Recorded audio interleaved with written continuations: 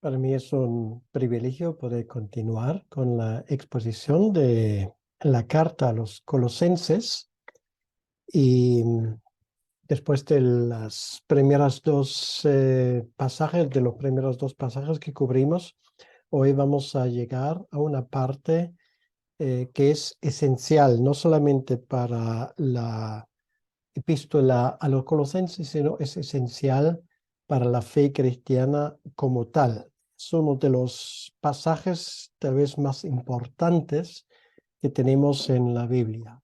Y voy a explicar el por qué. Hace años prediqué en una iglesia evangélica sobre este pasaje precisamente, Colosenses 1, 15 al 20.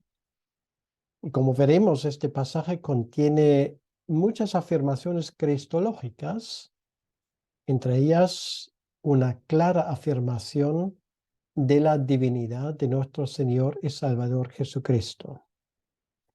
Hice un esfuerzo de proclamar el hecho de que Jesucristo es 100% Dios y a la vez 100% hombre, según la Escritura. ¿Cuál fue mi sorpresa? Que después del culto, después de haber predicado durante casi una hora sobre este pasaje, se me acercó un hombre, miembro de buena reputación, como se suele decir, de aquella iglesia desde hace años, y me confesó que hasta este momento no lo tenía claro, que Jesucristo era Dios en el pleno sentido de la palabra. Realmente me quedé de piedra porque esa afirmación de ese hombre me chocó. Porque esto me llevó a pensar que debe de haber centenares de miles de personas en nuestras iglesias con ideas realmente peregrinas, equivocadas en cuanto al personaje de nuestro Señor Jesucristo. Cuando hablamos de iglesia evangélica, realmente habría que preguntarse, en esa iglesia se predica el hecho de que Jesucristo es plenamente Dios, pero también plenamente hombre. Desde entonces, la experiencia que acaba de mencionar se me ha repetido en más que una ocasión. Y eso me deja bastante preocupado, porque gracias a Dios, cierto que las iglesias evangélicas en su gran mayoría tienen escrito en su bandera el evangelizar y el predicar a Cristo, como solemos decir. Pero a la vez me pregunto muchas veces, ¿qué Cristo estamos predicando? ¿Estamos predicando el Cristo de la Biblia? ¿Otro Cristo que de alguna manera fue adaptado a nuestras exigencias? ¿Predicamos al Cristo que está sentado a la diestra del Padre, el que gobierna este universo, el que tiene todo el poder en los cielos y en la tierra? ¿O predicamos un Cristo según las películas de la industria cinematográfica? Y cabe mencionar una cosa muy importante. Todo este tema no es solamente cuestión de gustos teológicos. Cada problema en relación con la doctrina de Cristo puede tener gravísimas consecuencias sobre nuestra doctrina de la salvación.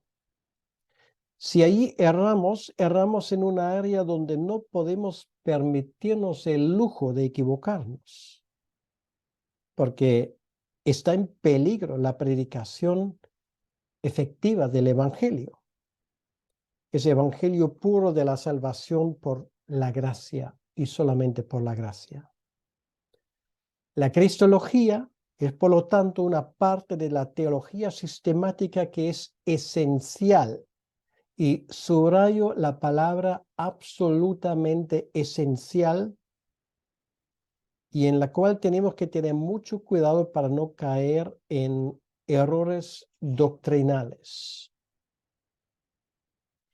Esta introducción va a ser un tanto largo, pero me parece muy importante hacer los comentarios que estoy haciendo.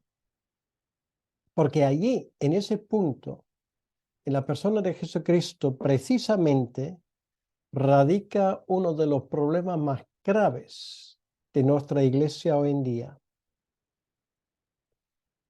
El movimiento evangélico se caracteriza infelizmente por una buena parte, por una gran negligencia doctrinal. Si nuestros padres y abuelos a veces pecaron de exceso en sus afirmaciones teológicas y a veces rizaron el rizo, nosotros estamos justamente en el extremo opuesto. El nivel teológico de las iglesias evangélicas del siglo XXI está bajo mínimos. En nuestras iglesias, y lo voy a decir con toda claridad, hay demasiadas personas que no tienen una idea correcta de quién es Jesucristo. Hemos hecho un Jesús a nuestra semejanza, a nuestro estilo, a nuestras ideas, como nosotros nos lo imaginamos, y que muchas veces no tiene nada o poco que ver con la revelación divina en las páginas del Nuevo Testamento. Sí, es verdad. Hoy en día no estamos en peligro de adorar Cristos hechos de madera o de piedra, pero estamos en peligro también en las iglesias evangélicas de adorar a un Cristo que no existe, simplemente porque no tomamos en cuenta las afirmaciones más esenciales de la fe cristiana. No sé si usted se interesa por la construcción o la arqueología. Es muy interesante que antiguamente, y bueno, cerca de nosotros existen aún un par de puentes romanos. Esos puentes tenían una piedra clave, era la piedra central, que era la piedra que de cierta manera era la piedra de cierre, que cuando se tiene un arco, precisamente hace que ese arco se cierre y que de cierta manera aguantan todo el peso y la tensión de este arco. Si sacas esa piedra del arco de una puente, por ejemplo, se te va a caer toda la puente, porque esa piedra es absolutamente esencial. Y de la misma manera quiero decir que la doctrina de Cristo, la cristología, es la pieza clave y esencial de la soteriología. Si tienes una idea equivocada de quién es Jesucristo y de su obra, todo el edificio de la salvación se viene para abajo. Por lo contrario, si podemos decir que si Jesucristo es Dios y murió por mí, entonces ningún sacrificio es demasiado para Él, estamos en la pista correcta. Es la diferencia entre vida y muerte, la diferencia entre un Cristo real, poderoso, divino, y una estatuilla, aunque solamente fuera de nuestros pensamientos. La doctrina de la deidad de Cristo es la pieza clave, y lo digo una vez más, de la doctrina de la salvación. La Biblia es un libro muy práctico. Nos da respuestas claras y sin ambigüedades sobre muchas preguntas, también precisamente sobre esa pregunta muy importante, sobre esa piedra de toque, sobre esa piedra central que lo decide todo. y se llama Jesucristo. En una ocasión, Jesucristo reunió a sus discípulos y les preguntó, la gente, ¿qué dice quién soy? Y había diferentes respuestas a esa pregunta tan importante de nuestro Señor. Por cierto, ¿cuál hubiera sido tu respuesta? ¿Quién es Jesucristo para ti? Porque la respuesta a esa pregunta condiciona nuestro comportamiento. ¿Quién es Jesucristo? Muchos grupos, incluso algunos que se llaman cristianos, tienen reservado para Cristo un lugar marginal, pero no central. Esto no es un problema nuevo, ese problema teníamos en la iglesia cristiana desde el primer siglo. De hecho, Pablo ya lo tenía en algunas de sus iglesias. Había gente que confundía a las iglesias. Decían que Cristo era simplemente un ser más poderoso, un ángel, pero que no era el Hijo de Dios.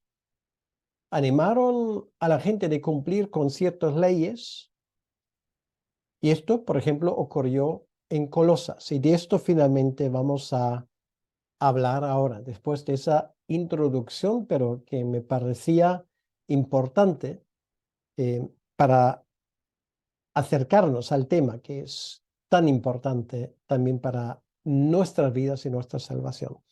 Voy a leer, por lo tanto, el tercer pasaje que vamos a considerar en esta serie y son los versículos del capítulo 1 de Colosenses 15 al 20. En Colosenses capítulo 1, 15 al 20. Y dice así la palabra de Dios. Él, hablando de Cristo, es la imagen del Dios invisible, el primogénito de toda creación, porque en Él fueron creadas todas las cosas, las que hay en los cielos y las que hay en la tierra, visibles e invisibles, sean tronos, sean dominios, sean principados, sean potestades, todo fue creado por medio de Él y para Él. Y Él es antes de todas las cosas, y todas las cosas en Él subsisten. Y Él es la cabeza del cuerpo, que es la iglesia, Él que es el principio, el primogénito de entre los muertos, para que en todo tenga la preeminencia. Por lo cual, agradó al Padre que en Él habitase toda plenitud, y por medio de Él reconciliar consigo todas las cosas, así las que están en la tierra como las que están en los cielos, haciendo la paz mediante la sangre de su cruz. Vamos a orar. Señor nuestro Dios, queremos darte las gracias por este pasaje tan importante y tan central que tiene que ver con nuestra relación contigo. Ayúdanos, Señor, para que entendamos bien lo que nos quieres decir. Ayúdanos, Señor, a no equivocarnos en esa doctrina que figura entre los más centrales de todas cuantas haya, la que tiene que ver contigo. Ayúdanos, Señor, y si hay alguien entre nosotros que no tiene claro quién eres tú, te pedimos que a través de la exposición de tu palabra se haga claridad. Te lo pedimos, Señor, en tu nombre. Amén. Pues estamos, como dije, ante uno de los pasajes centrales de toda la palabra de Dios. Este versículo, estos 6 versículos que acabamos de leer, no son versículos complicados. De hecho, los podemos resumir en 4 palabras. Jesucristo, Dios y Salvador. Lo digo de nuevo. Jesucristo, Dios y Salvador. Pablo les enseña aquí a los colosenses cosas principales que ellos deben de saber para no equivocarse en cuanto a su adoración de Jesucristo. Es saber la diferencia entre verdad y mentira, mostrándoles quién es Jesucristo y qué es lo que realmente hizo. Ahora, ¿quién es Jesucristo? El versículo 15 nos da la respuesta. Aquí dice que Él es la imagen del Dios invisible. La Biblia nos enseña que nadie ha visto jamás a Dios. Solo uno, que es Jesucristo. Es precisamente una de las enseñanzas básicas del Evangelio de Juan. Y aquí Pablo nos enseña que Él es la imagen de Dios. Lo cual quiere decir en palabras sencillas, si quieres saber quién es Dios, no tienes que recurrir a los filósofos. No tienes que hacer malabarismos intelectuales a ver si se te enciende una luz. No tienes que meditar a ver si tienes suerte y pues recibes una revelación de arriba. Pues la revelación ya nos ha venido. Y nos dice simplemente lo siguiente, si quieres saber quién es Dios, entonces tienes que saber quién es Jesucristo, Jesús el Mesías, el enviado de Dios, porque Él es Dios. Si estudiamos los evangelios, si escudriñamos lo que Jesucristo dijo y lo que Él hizo, entonces sabemos quién es. Aquí dice que es imagen del Dios invisible. Bueno, alguien va a decir, bueno, si es una imagen, no es lo auténtico, porque la imagen no es lo auténtico. No es exactamente cierto, porque viviendo en la edad de la información y de la informática, somos más que capacitados para entender lo que es eso de la imagen. Me imagino que todos ustedes, o por lo menos la gran mayoría, tienen un ordenador, una computadora. Es esencial y muy importante de hacer de esa computadora y de todo lo que contiene de vez en cuando lo que se llama una copia de seguridad y más todavía, una imagen de disco, lo cual quiere decir, si algo pasa a tu ordenador, entonces con la ayuda de esa imagen en disco o del disco duro, tú puedes restaurar completamente toda la información, no te va a faltar nada. En ese sentido hay que entender también la idea de la imagen que se dice aquí. Una imagen de tu disco duro es exactamente y hasta el último byte lo que tú tienes de información almacenada en tu sistema operativo y en tus archivos. Si falta solamente un pequeño detalle de esa información, es posible que tu ordenador no va a funcionar del todo porque no es lo mismo. Puedes decir, bueno, pero falta casi nada. Da igual. Si esa imagen no es completa, no te va a funcionar. Así son las reglas de la informática y así son las reglas de la teología. Imagen de Dios quiere decir que Jesucristo, el Hijo, es 100%, completamente, hasta el último detalle, Dios. No le falta nada de la divinidad. Esto es lo que para muchos es un sapo difícil de tragar. Bueno, se puede debatir casi con cualquiera de maravilla sobre Dios, si Dios existe, si Él existe, cómo será, y cada uno ahí tiene su opinión y cada uno ahí es su propio teólogo y filósofo. Porque Dios, al fin y al cabo, es un término muy generalizado y casi filosófico, más que otra cosa. Pero la palabra Jesucristo es demasiado concreto. Y esto es la razón por que muchísima gente rechaza la idea de que Jesucristo es Dios. Yo tenía un profesor de matemáticas que yo personalmente lo aprecié mucho, y recuerdo que una vez estando en su casa, él, que era un hombre más bien agnóstico, con tendencia a ateo, dijo, eso de que Dios se hace hombre, que se deja crucificar, que vierte su sangre, esto a mí me parece una idea ridícula.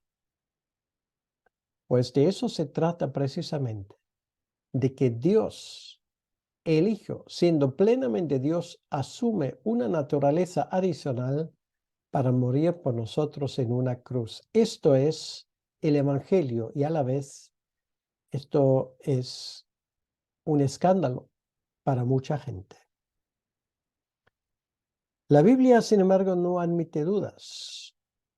Quien quiere conocer a Dios no puede pasar por alto a Jesucristo. Esto es imposible. El texto aquí dice que Él es el primogénito de toda creación.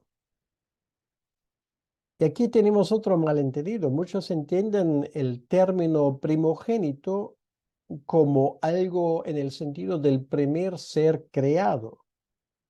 Y no tiene nada que ver, absolutamente. Él es eterno. Él no tiene principio ni tiene fin. Y ese término primogénito, muy en contra de lo que mucha gente piensa, no tiene nada que ver con el nacimiento o el momento de su creación, sino es un término que tiene que ver con su rango. Jesucristo tiene, en cuanto a la creación, rango y derecho de un primogénito. Quiere decir, alguien, el primogénito era el heredero de todas las cosas. Es exactamente lo que dice el Nuevo Testamento sobre Jesucristo. Él es el heredero de todas las cosas y nosotros seremos herederos con él. Esto era la función del primogénito. Entonces, el primogénito tiene una función, una posición preferente. Esto lo vemos en el Antiguo Testamento en muchos sentidos. Por ejemplo, el primogénito recibe la doble porción. Es la razón porque al adoptar Jacobo a José como su hijo primogénito, que antes él tenía que desheredar a Rubén, al convertir a José en hijo primogénito, él adoptó a sus dos hijos, Efraín y Manases, y tenían doble porción entre las tribus de Israel. Esto es el derecho de la primogenitura, que también luego vemos en este incidente que había con Esaú y con Jacob. Entonces, es la posición de Jesucristo, tiene preferencia ante todo. Y esto va en consonancia con lo que leemos en el siguiente versículo 16.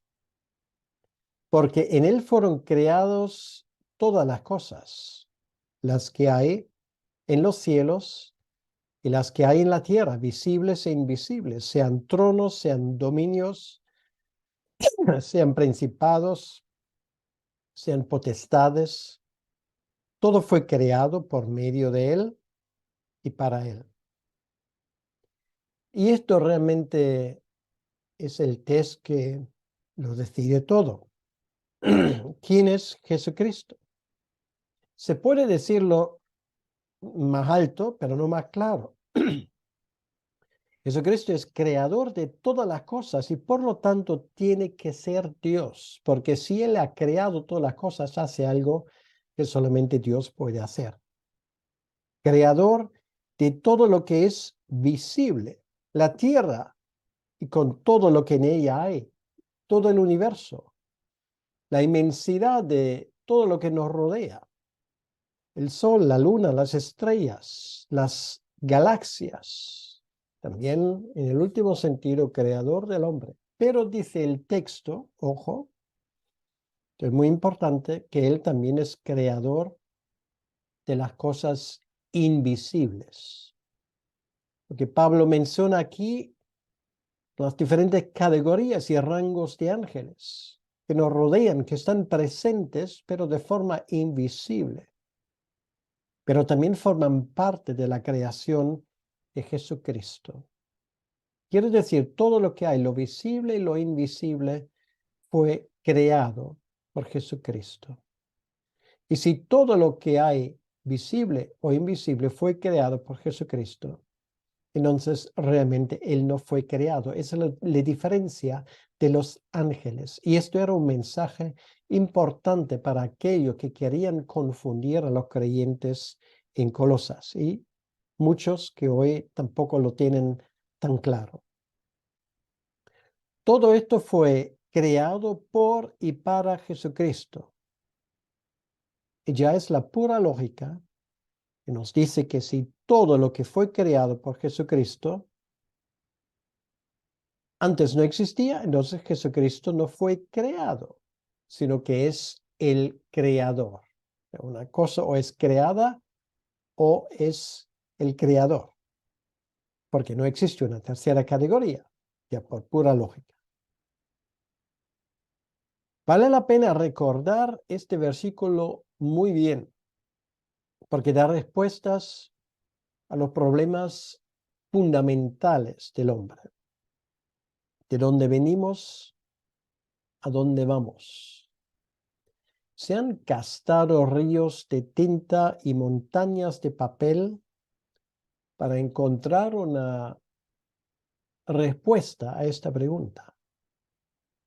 Y aquí tenemos la respuesta bien sencilla. Venimos de Dios y fuimos creados para Él.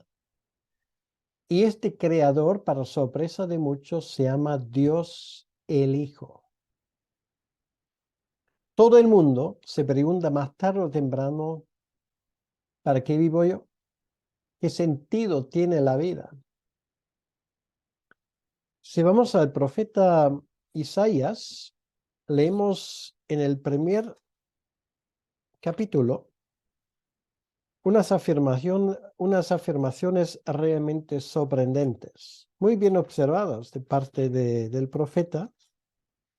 Dice Isaías capítulo 1, versículo 2 y 3, oíd cielos y escucha tu tierra, porque habla Yahvé. Crié hijos y los engrandecí, y ellos se rebelaron contra mí.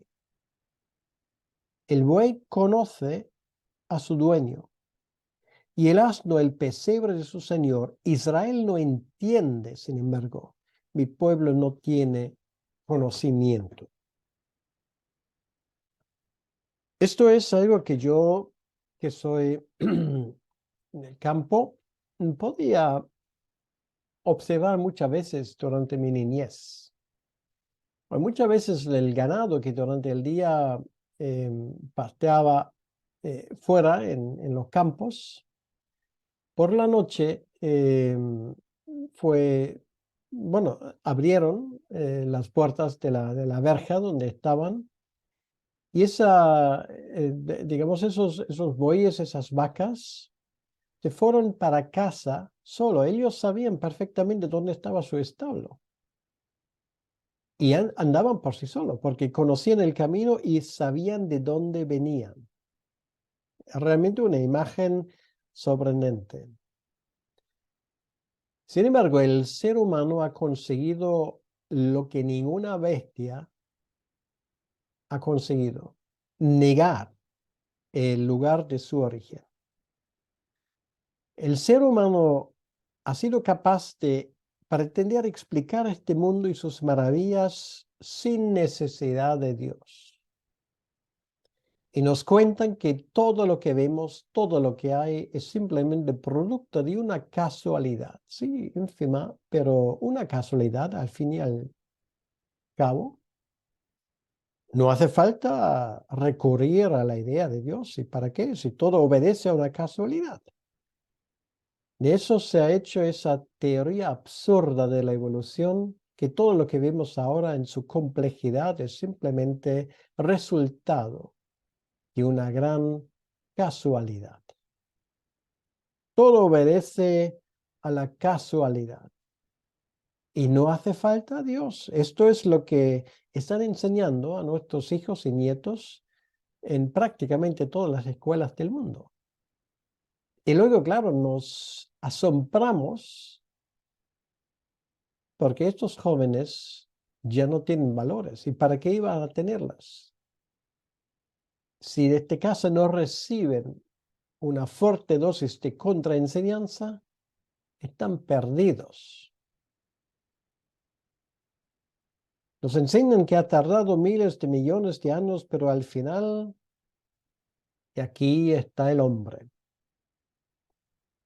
Y a ese hombre no le hace falta Dios. Muchas gracias. Realmente es una teoría tan absurda que uno realmente tiene que pensar cómo es posible que la gran mayoría de la gente que pobla este planeta cree semejante tontería. Jesucristo, dice aquí el texto, nos creó para Él. Él es el origen y la meta de todas las cosas.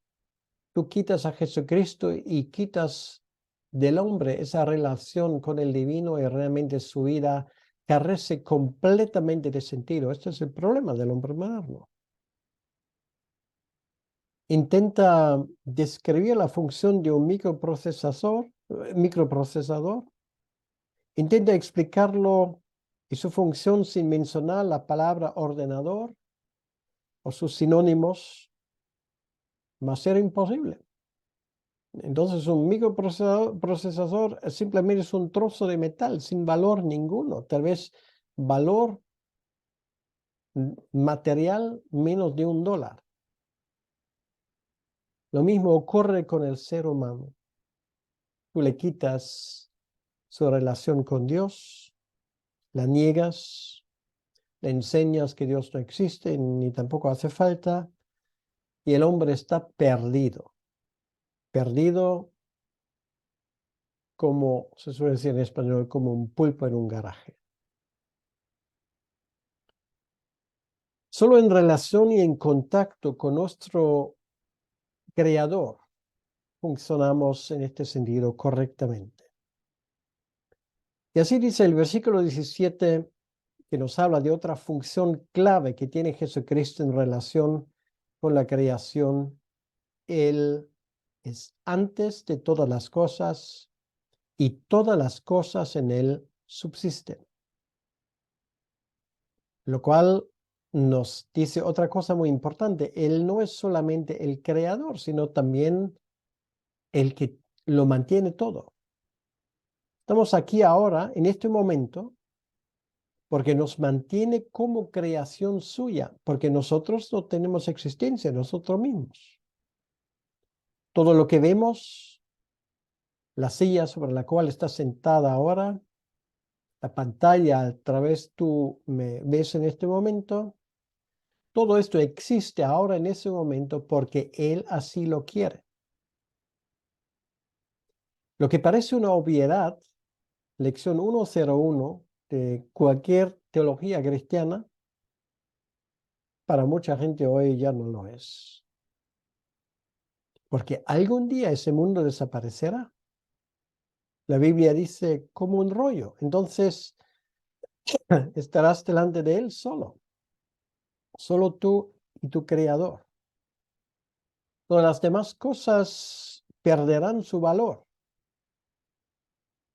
Y vas a encararte con tu Dios. Y para muchos esto va a ser un día horrible. Horrenda cosa es caer en manos del Dios vivo. Va a ser una sorpresa muy desagradable de tantos que han negado lo obvio. De paso, este versículo 17 también nos enseña algo muy importante adicional. Nos dice que Él es eterno. Él es desde siempre. Existió antes de la creación, porque Él es Dios. Nunca fue creado. Y la eternidad es un atributo divino. Ahora, Pablo no es filósofo o teólogo en primer lugar. Él simplemente repite lo que está revelado, lo que está escrito. Y esa enseñanza tiene una aplicación muy concreta. Dios, el Hijo, tiene una relación muy especial con su iglesia. Dice, versículo 18, Él es la cabeza del cuerpo que es la iglesia. El que es el principio, el primogénito de entre los muertos, para que en todo tenga preeminencia. Y esto ahora es un mensaje importante para la iglesia. Jesucristo es cabeza de la iglesia. Cabeza decide lo que el cuerpo hace. Y por lo tanto, la iglesia debe de actuar con cabeza si quiere funcionar. Si no lo hace, será un desastre. Porque una iglesia sin cabeza, que es Cristo, está más muerta que una piedra.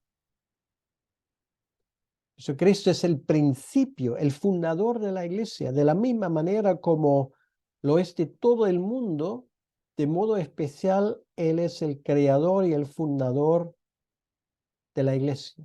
Es Él quien mandó el Espíritu Santo. Él resucitó de entre los muertos, murió en la cruz.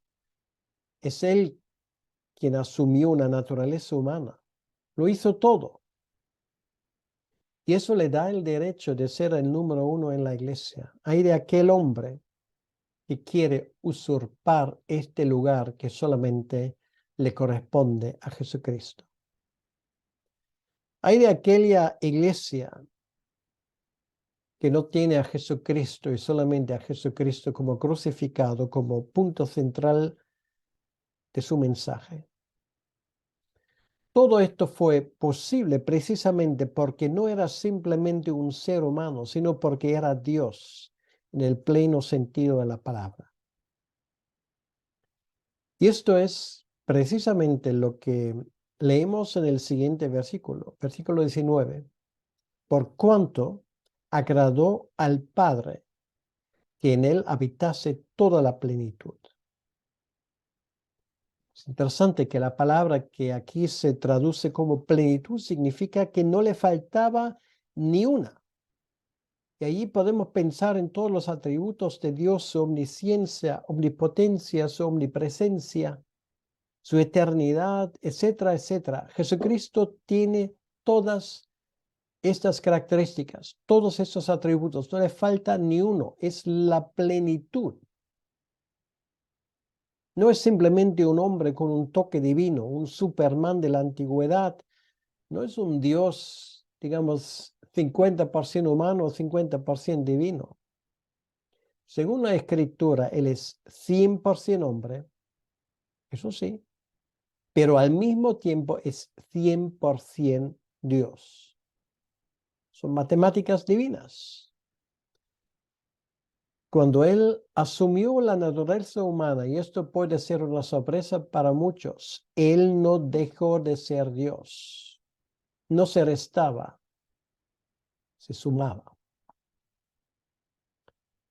Algunos se van a preguntar, y bueno, ¿esto es tan importante, todo esto?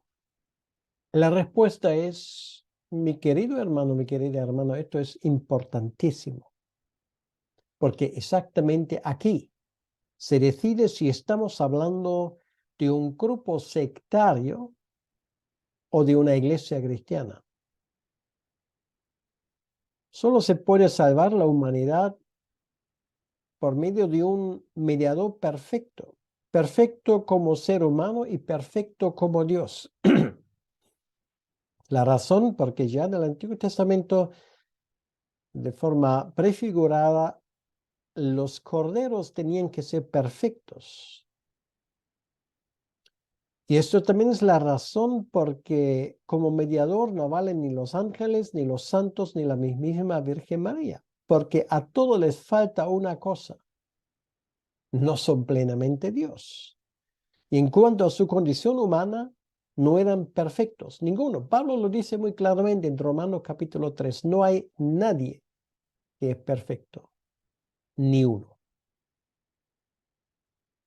Por lo tanto, la Biblia nos enseña que la salvación es solo por la gracia, aparte de las obras, recibiendo los méritos del sacrificio perfecto de Jesucristo, el Dios hombre. No se puede añadir nada más. Y esto, aquí tenemos la diferencia entre el cristianismo bíblico y todas las demás filosofías y religiones. La salvación viene de arriba y es del Señor, del inicio hasta el final. Y eso nos lleva al versículo 20. Y es precisamente este versículo 20 donde Pablo habla ahora de este tema de la salvación. Dice, y por medio de él reconciliar consigo todas las cosas, así las que están en la tierra como las que están en los cielos, haciendo la paz mediante la sangre de su cruz. Jesucristo sana nuestro pecado, nuestra enemistad con Dios. Él obra la reconciliación, dejándose crucificar y cargando sobre sí mismo nuestra culpa. Y esta es nuestra única oportunidad. La única oportunidad para este mundo que pide la paz a gritos. Pero el problema de las guerras en este mundo no son las armas son solamente las consecuencias, el problema real. Y este problema está dentro de nosotros y se llama pecado, nuestra separación de Dios. Si no se resuelve esto, no habrá paz en el mundo, no habrá paz aparte de la cruz del Calvario. Y por eso Pablo escribe en Romanos capítulo 8 que toda la creación anhela esta redención. El momento cuando el conocimiento del Evangelio cubra toda la tierra y todo el mundo confiesa finalmente que Jesucristo es el Señor. En resumidas cuentas, este texto nos enseña que Jesucristo tiene la preeminencia ante todas las cosas. Y te pregunto, ¿tiene Él también la preeminencia en tu vida? Llegamos a la conclusión. El hecho que Jesucristo nace como un niño y que Él es representado en esta condición, incluso en muchas publicaciones evangélicas, no debería engañarnos. Él nace como niño, habiendo asumido una plena naturaleza humana, pero Él sigue siendo Dios. Cualquier otro Cristo, de los cuales hay montones en este mundo, es un ídolo. Tampoco es nuestro amigo de arriba, nuestro compinche, el compañero que siempre está a nuestro lado. Él es Señor y Él es Dios. Y esto también debe de reflejarse en la manera como nos dirigimos a Él en oración, con el debido respeto. No es en balde que la primera epístola de Juan, el apóstol, termina con esa frase enigmática para algunos: guardaos de los ídolos. ¿En qué sentido? Juan no había mencionado la palabra ídolo en los 5 capítulos. Eso no, pero en los 5 capítulos él había denunciado el error en cuanto a Jesucristo y a su persona y su obra redentora. Un Cristo que no se ajusta a los parámetros bíblicos no es otra cosa que un ídolo. Él es plenamente Dios y es plenamente hombre y por lo tanto redentor y mediador, o es simplemente un ídolo. Al no enfatizar ambas naturalezas, nos estamos haciendo un ídolo, un Cristo a nuestra medida. Y quiero que reflexiones bien en cuanto a tus ideas de Jesucristo. Y sin embargo, repito la palabra de Charles Stott, que dijo en su momento: si Jesucristo es Dios y murió por mí, ningún sacrificio que yo pueda darle es demasiado grande. Vamos a orar. Señor nuestro Dios, queremos darte las gracias por tu redención perfecta, por ser plenamente Dios y plenamente hombre. Jesucristo, Señor y Salvador. Y te pedimos, Señor, que jamás olvidemos esa lección tan básica que hemos visto hoy en este pasaje de Colosenses. Ayúdanos a entender lo que nos quieres enseñar. Y te pido, Señor, que muchas personas, por medio de este mensaje, puedan llegar a conocerte a ti como realmente eres. Señor, alúmbralos por medio de tu Espíritu Santo. Ilumínalos. Te lo pedimos, Señor, en tu nombre, para tu honor y para tu gloria. Amén. Que Dios te bendiga.